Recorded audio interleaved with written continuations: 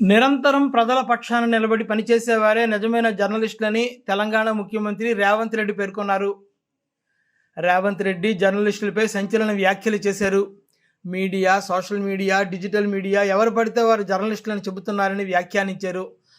ఆలు పూర్తిగా రాయలేని వారు, ఏబిసిడి పూర్తిగా రాయడం రాని వారు జర్నలిస్టులని చెప్పుకుంటున్నారని అన్నారు. పాత్రికేయ మిత్రులకు నేను విజ్ఞప్తి చేస్తున్నా, మీరు డిఫరెన్షియేట్ చేయండి, వాళ్ళని వేరుగా కూర్చోబెట్టండి. వాళ్ళు మేము ఒక్కటి కాదని ఒక భావాన్ని ప్రజలకు కల్పించాల్సిన అవసరం ఉంది.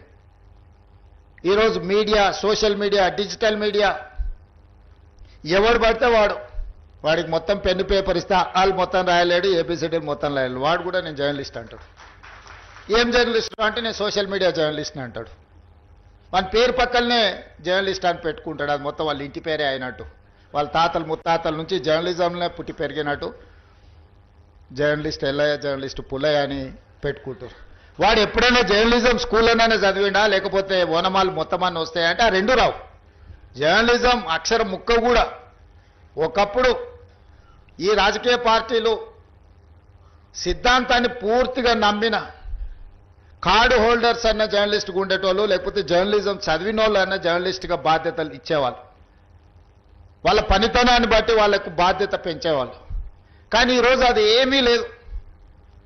ఎక్కువ ఆవారగా రోడ్ల మీద తిరిగేటోడు, ఎక్కువగా తిట్లొచ్చినోడు, ఏదంటే అది మాట్లాడేటోడే ఈరోజు జర్నలిస్ట్ అనే ముసుగు తోడుకొని సోషల్ మీడియాలో అందరి పట్ల అసహ్యకరమైన భాషను ఉపయోగించే పరిస్థితులు వచ్చినాయి.